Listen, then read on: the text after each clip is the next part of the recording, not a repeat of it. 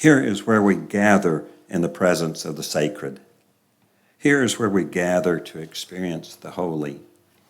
Here is where, together, we face the unanswerable questions and acknowledge that not knowing is as sublime as it is frustrating.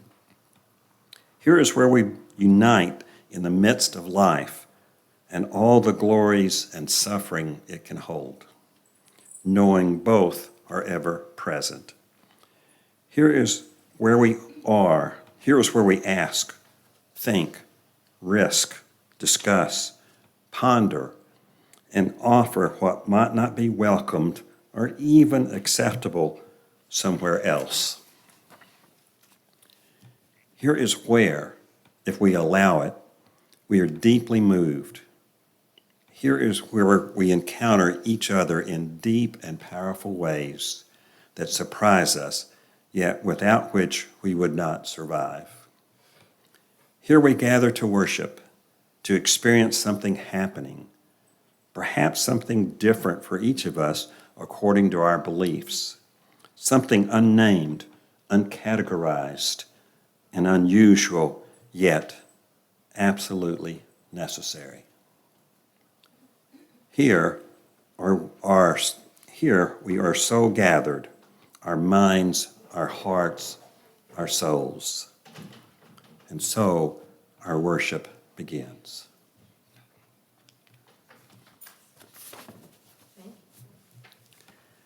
As is our custom, if you'd like to come and light a candle for joy, for a concern, or just to bring more light into the world, please do so while we sit in stillness listening to the prelude.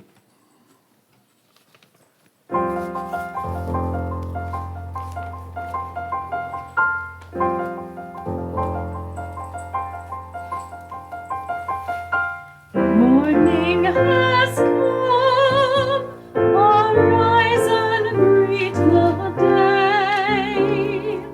Dance with joy and sing a song of gladness. The light of hope here shines upon each face. May it bring faith to guide our journey home.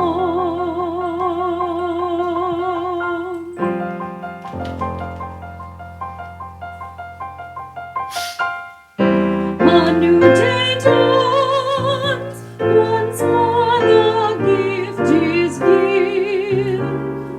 Wonder fills this moment shared together. The light of peace here shines upon each face. May it bring faith to guide our journey home.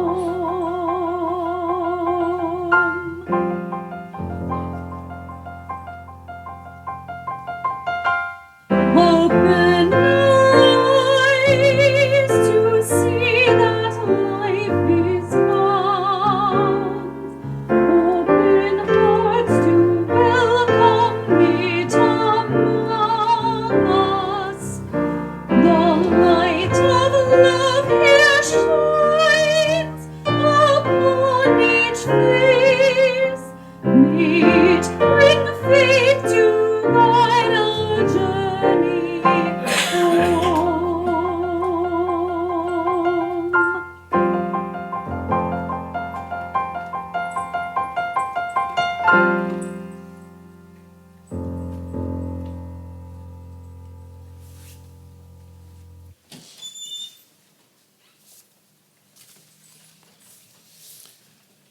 Please stand in body or spirit for our chalice lighting and spoken affirmation.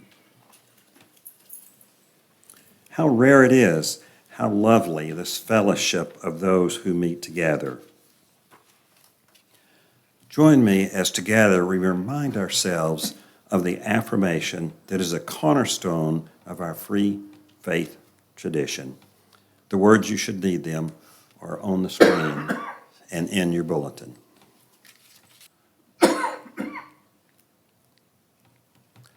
Love is the spirit of this church, and service is its law. This is our great covenant, to dwell together in peace, to seek the truth and freedom, and to help one another.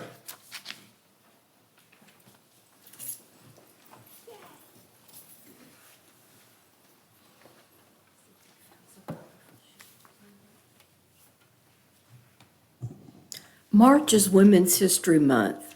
The worship team started thinking about UU Women of Power and quickly realized that we need more than one Sunday or even a month of Sundays to celebrate even a few of them. I'm starting this series with two of our more recent heroines. These women did not set out to make history, but they did. Thinking about them, reading about them, hearing their voices, I am struck by how their sharp minds, caring hearts, and the need to do something about the wrongs they saw, combined with the zeitgeist, allowed, or maybe forced, their work to be writ large on the national stage. Then I think about all the UU women I know, and the men, all with their sharp minds, their caring hearts, and their need to do something about the wrongs they see. And I realize that here, I am in the presence of greatness.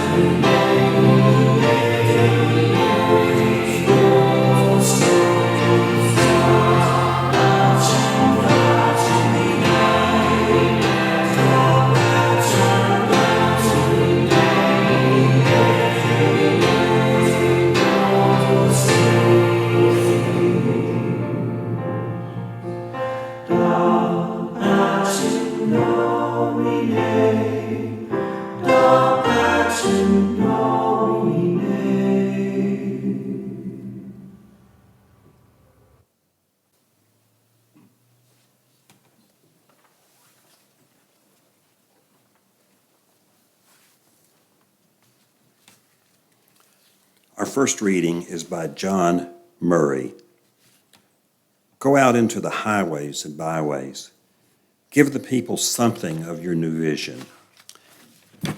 You may possess a small light, but uncover it. Let it shine. Use it in order to bring more light and understanding to the hearts and minds of men and women.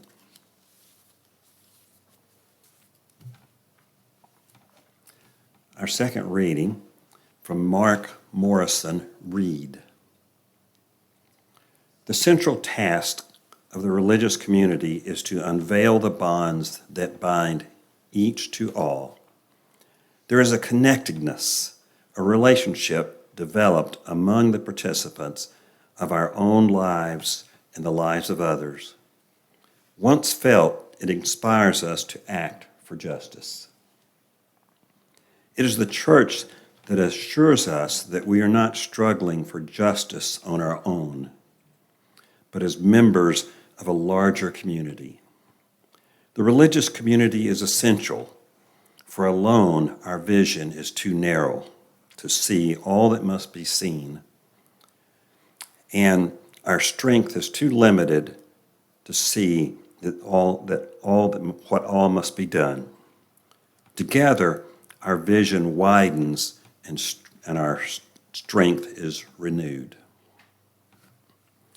In the morning meditation, I invite you to participate in a traditional Buddhist meditation of loving kindness.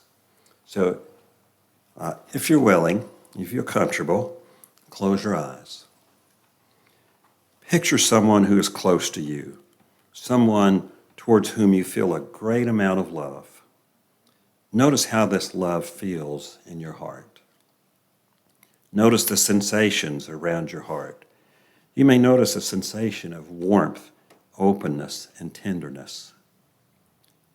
Continue breathing and focus on these feelings as you visualized your loved one. As you breathe out, imagine that you are extending a golden light that holds your warm feelings from the center of your heart. Imagine that the golden light reaches out to the one that you loved, bringing them peace and happiness, and at the same time, while thinking of the loved one, silently recite these phrases. May you be happy. May you be free of suffering. May you experience a life of joy and ease.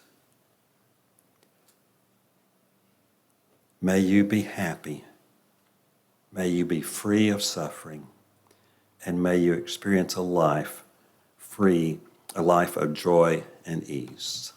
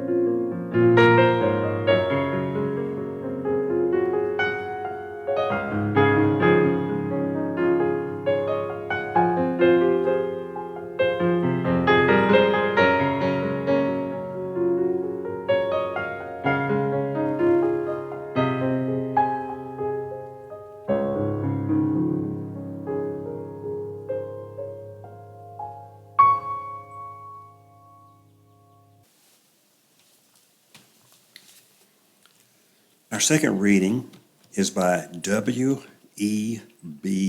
Du Bois. Now is the accepted time, not tomorrow, not some more convenient season. It is today that our best work can be done, and not some future date or future year. It is today we fit together for the greatest usefulness of tomorrow. Today is the seed time Now are the hours of work, and tomorrow comes the harvest and the playtime.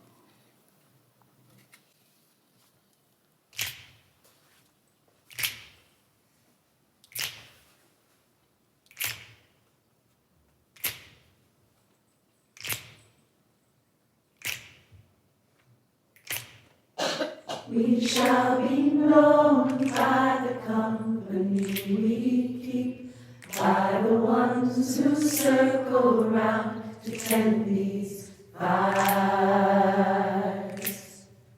We shall be known by the ones who sow and reap the seeds of change alive from deep within the earth. It is time now. It is time now that we thrive. It is time we lead ourselves into the well. It is time now, and what a time to be alive. In this great turning we shall learn to lead in love. In this great turning we shall learn to lead in love. We shall be known by the company we keep, by the ones who circle round to tend these fires. We shall be known by the ones who sow and reap the seeds of change alive from deep within the earth. It is time now. It is time now that we thrive. It is time we lead ourselves into the well. It is time now, and what a time to be alive. In this great turning we shall learn to lead in love. In this great turning we shall learn to lead in love. In this great turning we shall learn to lead in love. In this great turning we shall learn to lead in love.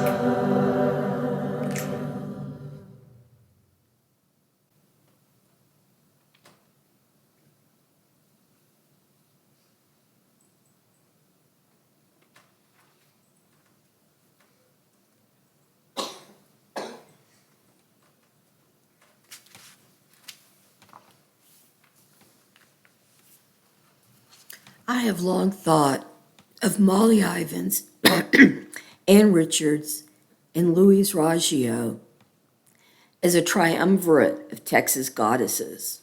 We can't claim Molly, but Ann and Louise were not just UUs. They were members of First Church Dallas. We're going to start with Louise, aka the Texas Tornado. She and her husband started attending the Unitarian Church in Dallas back when it was a small building on Maple Avenue. They were present for the groundbreaking for the new church on Preston Road in 1949. The garden there is named in her honor. Now you need to know a little bit about legal history to understand her contribution to our lives. I have dealt with family law cases in lots of states, and none of those family codes can compare with our own. While it isn't perfect, we keep working on it.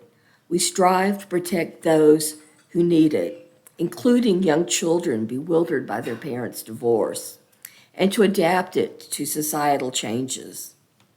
It gives everybody a framework for how we work, for how, absent agreement, marital property is valued and divided, how custody and parenting time work, and how much child support is paid. Prior to our family code, these matters were left up to judicial discretion. And so outcomes with the exact same facts could be wildly different in courts in the same building. You may have heard or remember that married women in Texas could not manage their own property until 1975. Any money, real estate, and personal property a woman had at the time of marriage immediately came under her husband's control, as did her wages and any inheritances she received. If her husband was a gambler or a wastrel, well, she should have chosen better. To give you some context, while Texas was grappling with this issue in the 1970s, married women were given the right to manage their own property in New York in 1845. The times were changing in the 1950s and 60s, even in Texas. But change needs a firm hand at the wheel and a superb navigator to make it benefit the most of us. For Texas women, that captain was Louise Raggio. In the past, when a woman married, she was supposed to quit her job, go home and have lots of children and not be a professional. And the men, whether they wanted to or not, were going to have to keep working and support the family. Now there is a choice.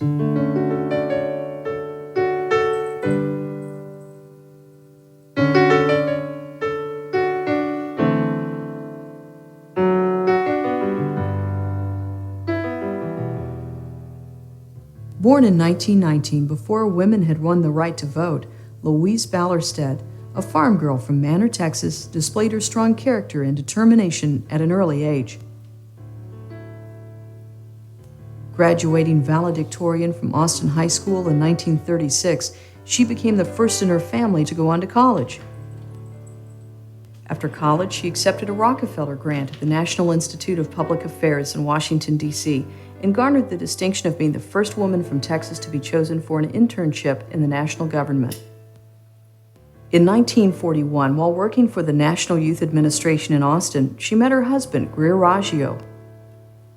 But the war would soon separate them. With Greer serving overseas in the Pacific, Louise, now a new mother, stayed active, working as a teacher and president of the League of Women Voters. After the war, Louise and Greer moved to Dallas with their 2 sons. As a way to get out of the house and also secure a better job, Louise enrolled at Southern Methodist University School of Law, taking night classes while Greer took care of the boys.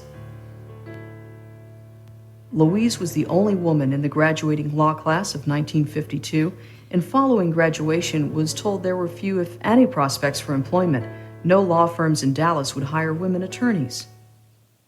SMU Employment Bureau didn't even send me out because they said it would be unkind for me to go to these law firms and be turned down one after another.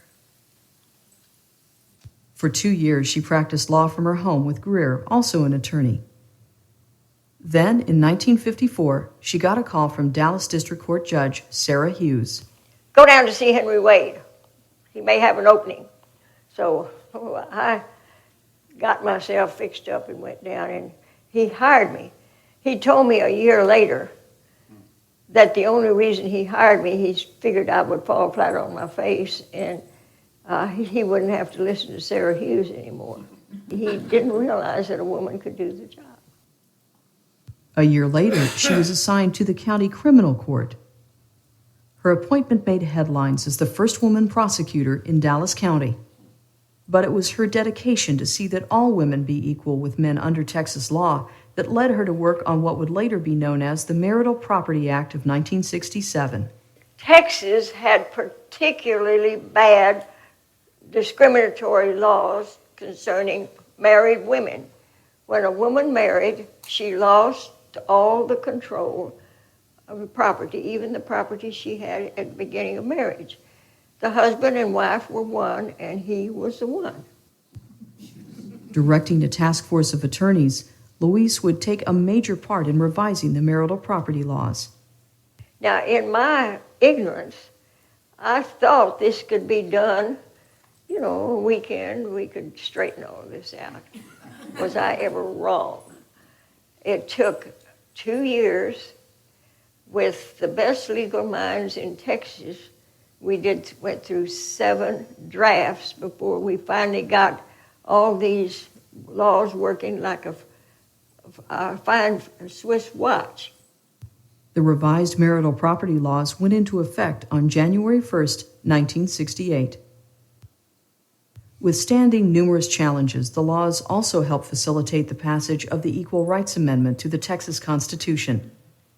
Strangely enough, these laws worked so well that 5 years later, the Equal Rights Amendment was made a part of the Constitution and had no problem.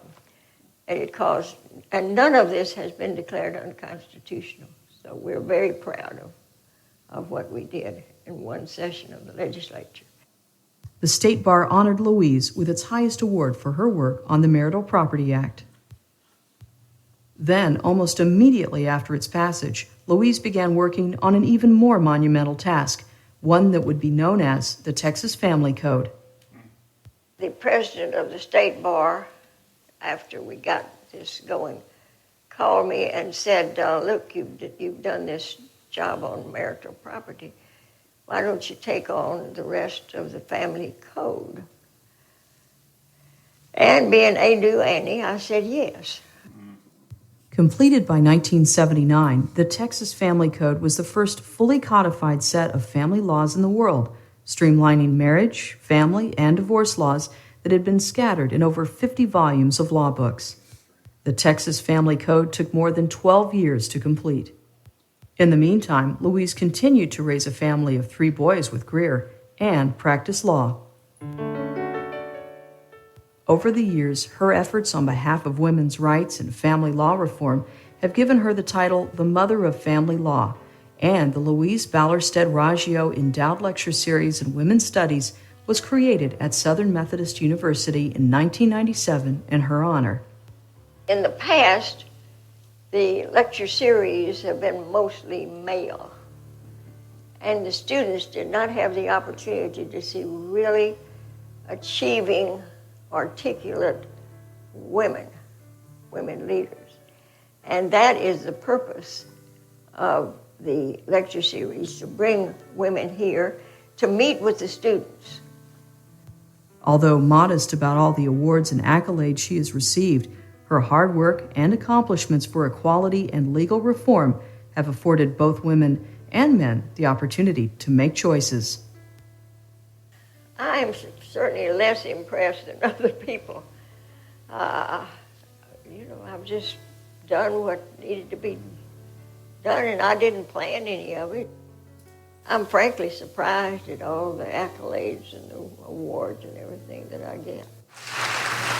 And I'd like to sort of pass the torch that I've been carrying for about 50 years, pass it on to each one of you, and encourage you to figure out what you can do to make this a better country. And bless you on your way. Thank you very much for this great honor. I was just lucky in being able to accomplish what we did in the Marital Property Act.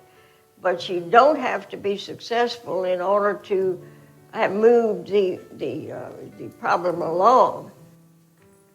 I tell students that there are opportunities out there, and you don't have to be smart, you don't have to be rich, you don't have to be beautiful. You just have to see something that needs to be done and then do it.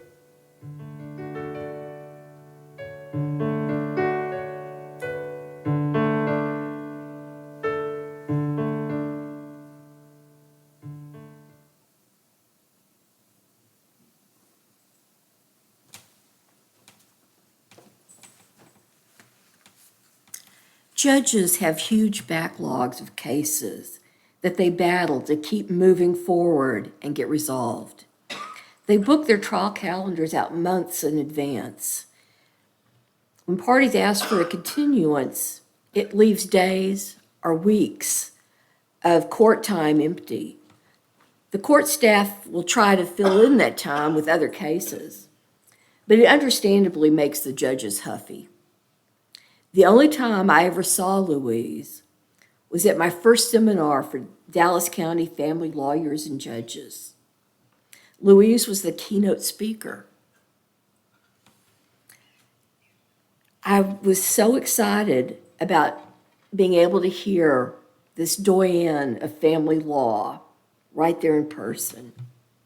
I don't remember most of what she said because I think it went over my head, but her topic was whining your way to a continuance. I only remember these two, but they still make me laugh. Your Honor, you know I have multiple personalities.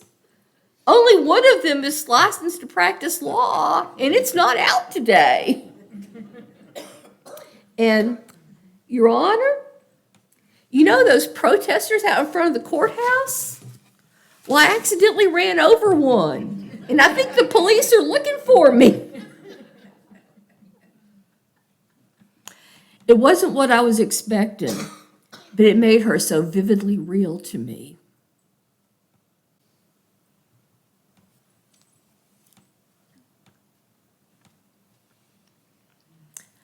I lived in California during Ann Richards' tenure as governor of Texas.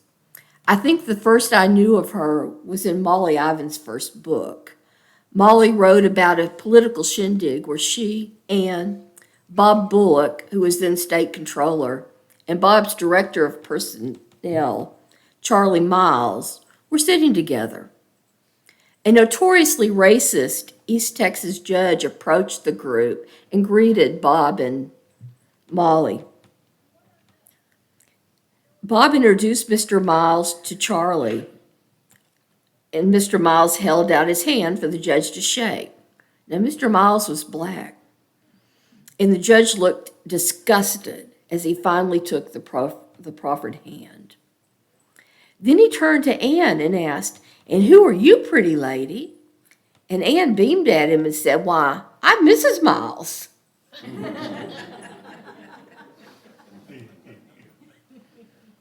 Ann and her family attended First Church in the 1950s and 60s before they moved to Austin. I don't know if they attended the UU church there, but her career stayed faithful to UU values. As governor, she appointed more women, minorities, and LGBT folk to state office than all the governors before her combined had. She spent her life, as the saying goes, comforting the afflicted and afflicting the comfortable. I apologize for the poor quality of this 1988 video, but you all know what she looked like. Thank you. Thank you. Thank you very much. Good evening, ladies and gentlemen. Buenas noches, mis amigos.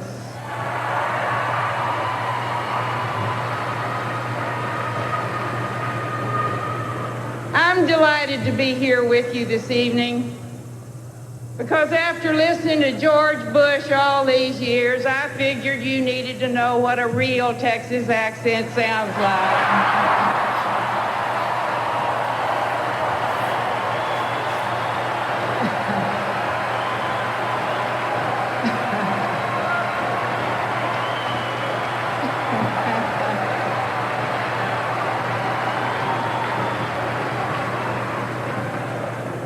12 years ago, Barbara Jordan, another Texas woman,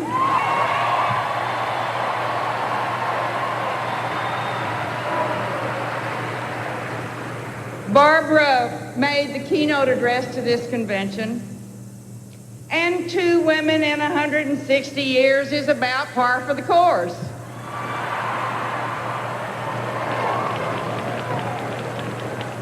But if you give us a chance, we can perform. After all, Ginger Rogers did everything that Fred Astaire did. She just did it backwards and in high heels.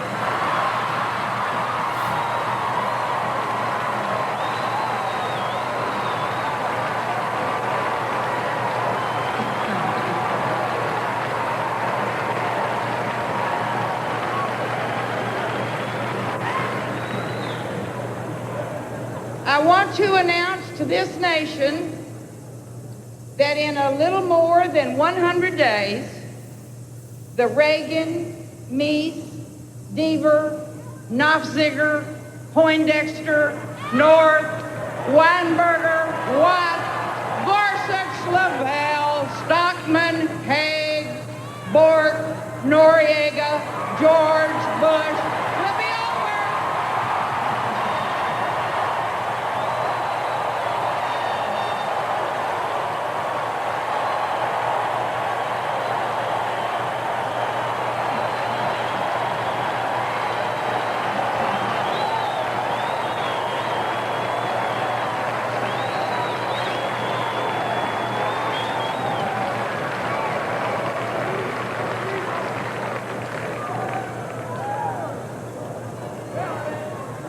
You know, tonight I feel a little like I did when I played basketball in the 8th grade.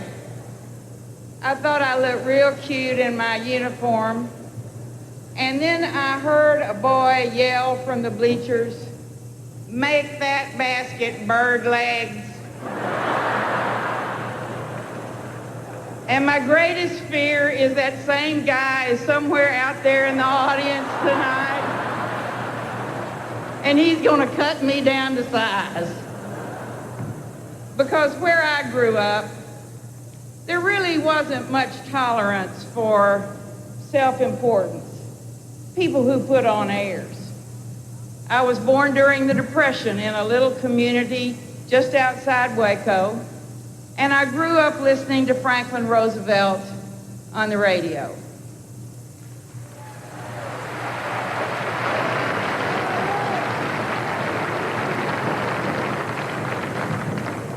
Well, it was back then that I came to understand the small truths and the hardships that bind neighbors together.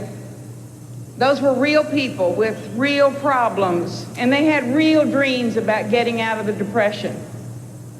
I can remember summer nights when we'd put down what we called a Baptist pallet, and we listened to the grown-ups talk. I can still hear the sound of the dominoes clicking on the marble slab my daddy had found for a tabletop. I can still hear the laughter of the men telling jokes you weren't supposed to hear, talking about how big that old buck deer was, laughing about Mama putting Clorox in the well when the frog fell in. They talked about war and Washington and what this country needed. They talked straight talk. And it came from people who were living their lives as best they could. And that's what we're going to do tonight. We're going to tell how the cow ate the cabbage.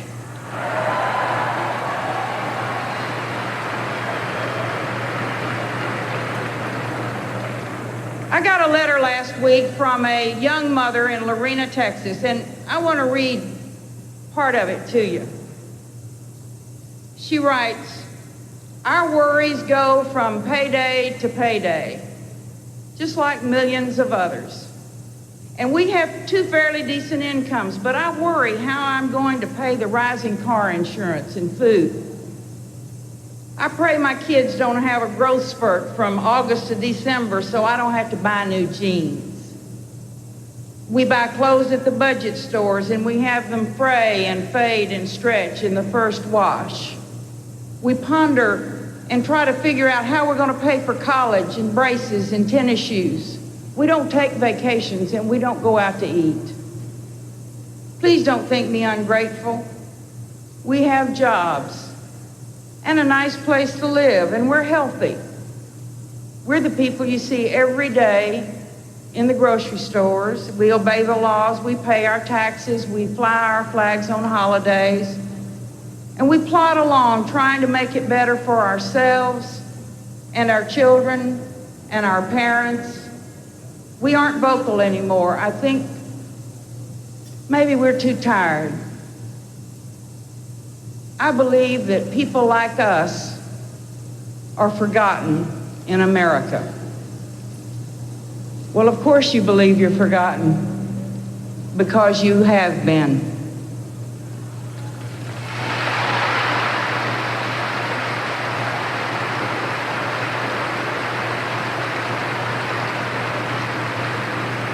This Republican administration treats us as if we were pieces of a puzzle that can't fit together. They've tried to put us into compartments and separate us from each other. Their political theory is divide and conquer. They've suggested time and time again that what is of interest to one group of Americans is not of interest to anyone else. We've been isolated. We've been lumped into that sad phraseology called special interests. They've told farmers that they were selfish, that they would drive up food prices if they asked the government to intervene on behalf of the family farm. And we watched farms go on the auction block while we bought food from foreign countries. Well, that's wrong.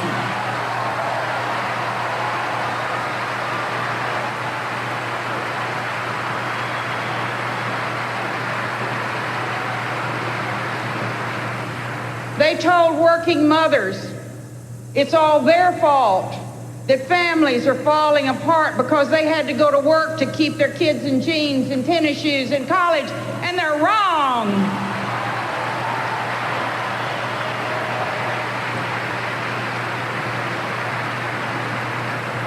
They told American labor they were trying to ruin free enterprise by asking for 60 days notice of plant closings, and that's wrong.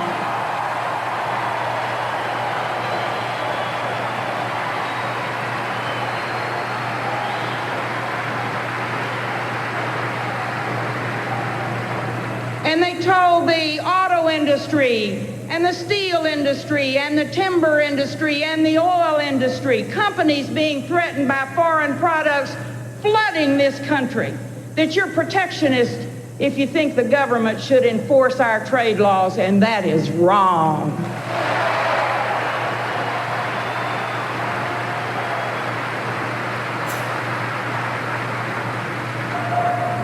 When they belittle us for demanding clean air and clean water, for trying to save the oceans and the ozone layer, that's wrong.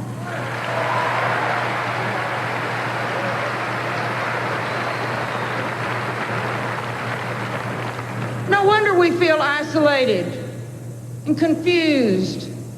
We want answers, and their answer is that something is wrong with you. Well, nothing's wrong with you. Nothing's wrong with you that you can't fix in November.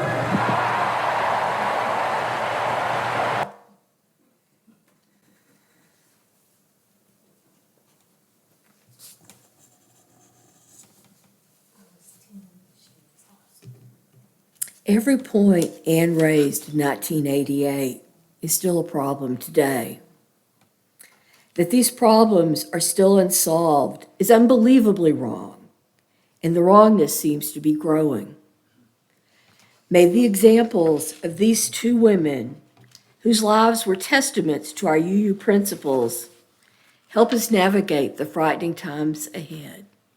May we all continue to bring our sharp minds and our caring hearts to right as best we can the many wrongs we see.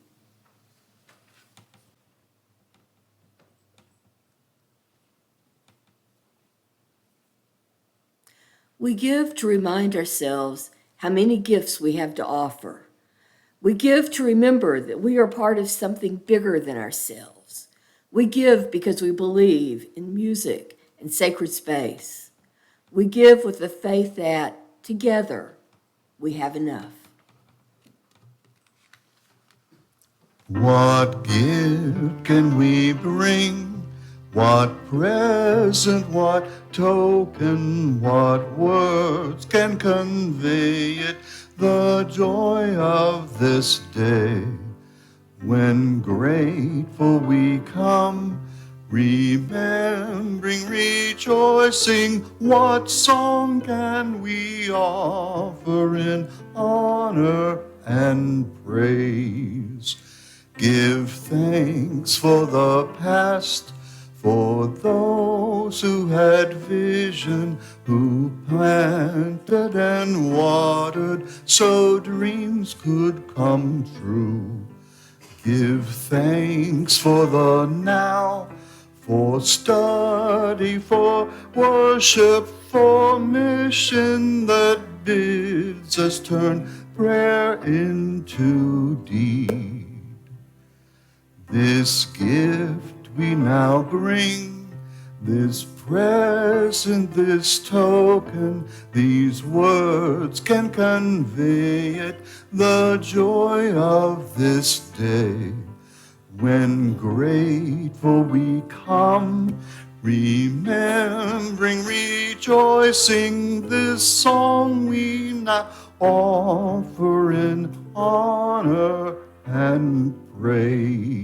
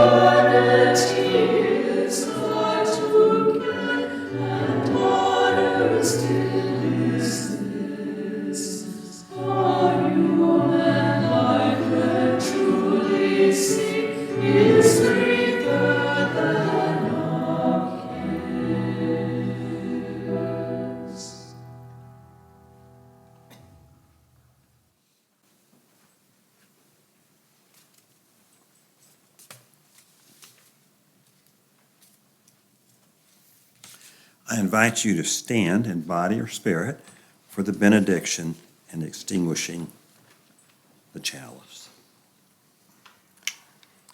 Our reading comes from the book of James. Be doers of the word and not merely hearers, those who look into the perfect law, the law of liberty and perseverance, being not hearers who forget, but doers who act. They will be blessed in their doing. Please join me in the saying of the words to extinguish our chalice. The words in the morning program are on the screens. We extinguish this flame, but not the light of truth, the warmth of community, or the fire of commitment. These we carry in our hearts until we're together again. Please remain for the post log.